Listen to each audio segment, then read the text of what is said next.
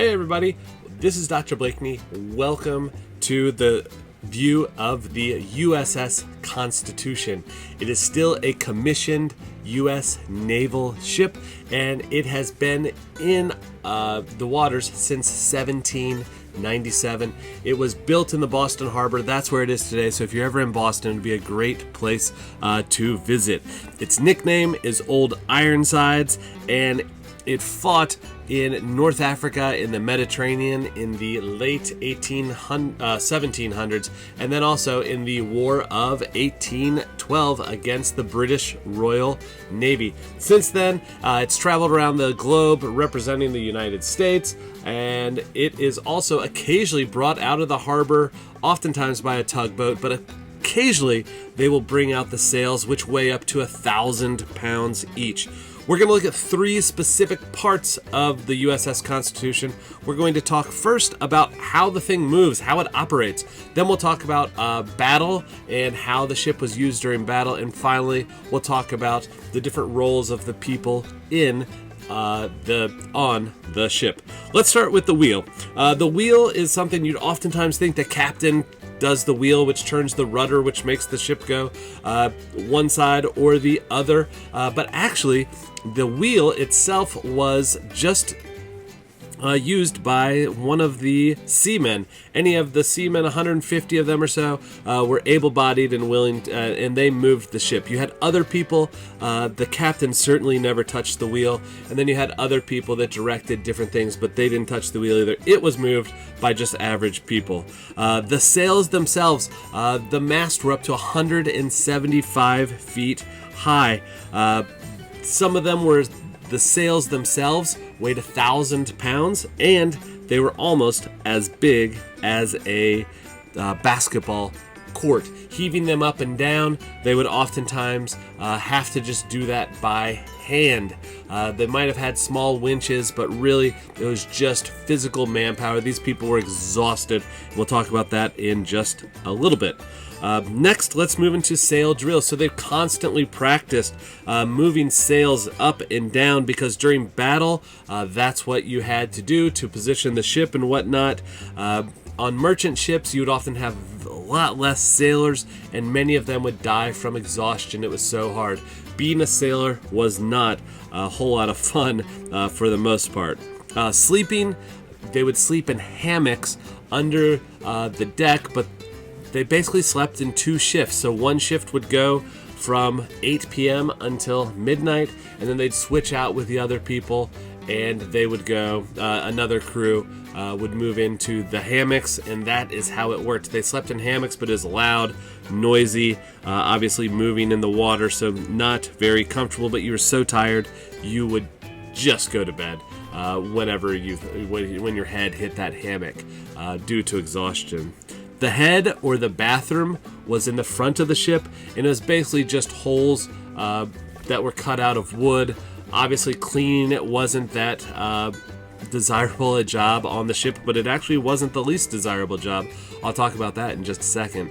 The head itself was in the front or the bow of the ship, and because it was so windy and waves would come up and crash sometimes into the front of the ship, that's how it kind of self-cleaned itself, but it also limited the amount of time people would stay there.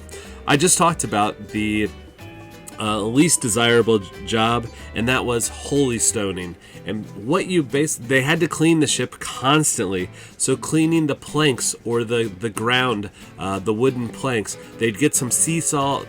They would get these kind of porous rocks, almost like pumice that you would find, like volcanic rock, something like that, and they would basically scrub it.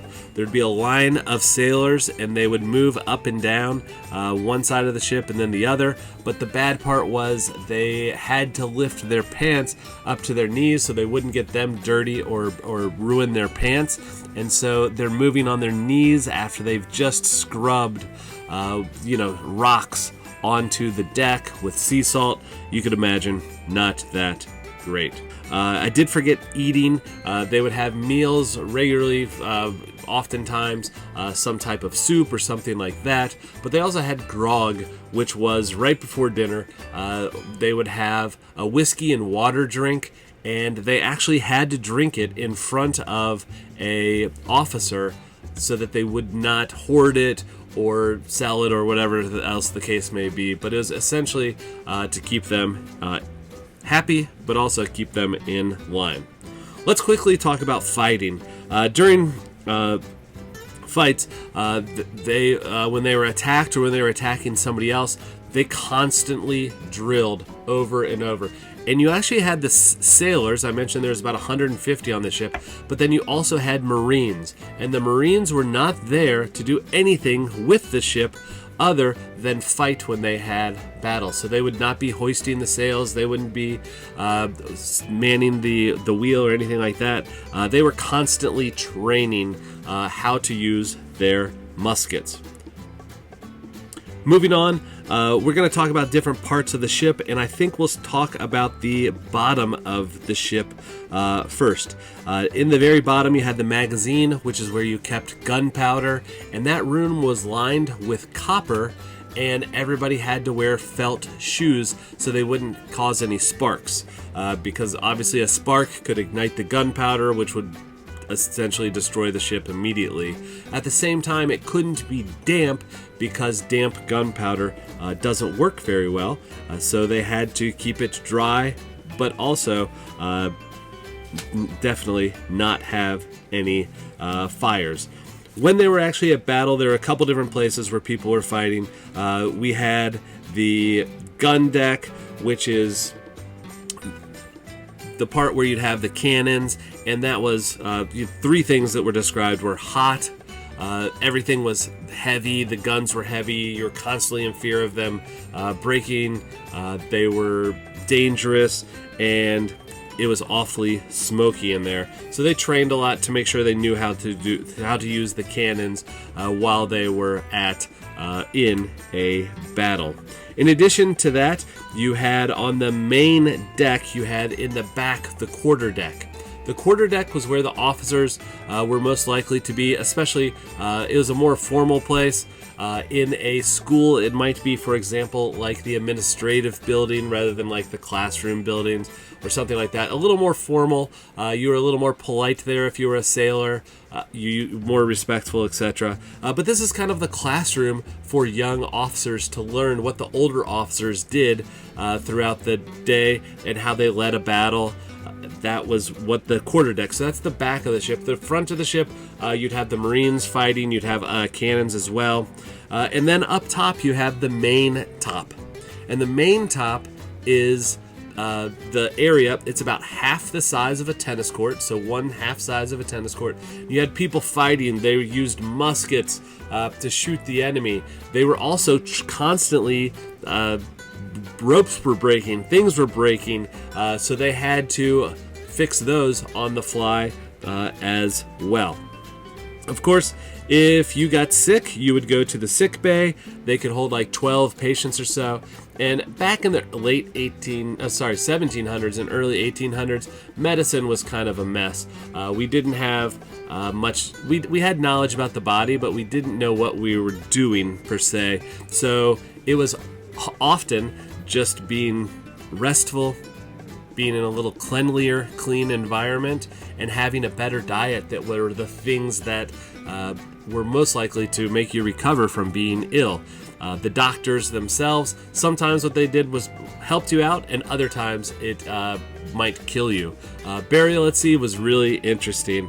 If you did happen to die, they would wrap you in a hammock, and then they would put a cannonball in the bottom of that hammock, so you'd go to, presumably to the bottom of the ocean, and then they would sew your hammock up.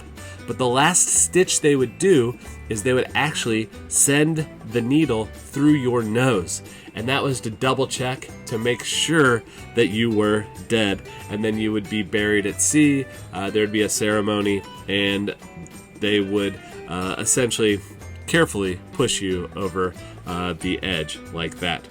So let's move on to the last part we're going to talk about here, which is the different people on a ship. And they're really divided into 4 different groups. You had the seamen or the sailors.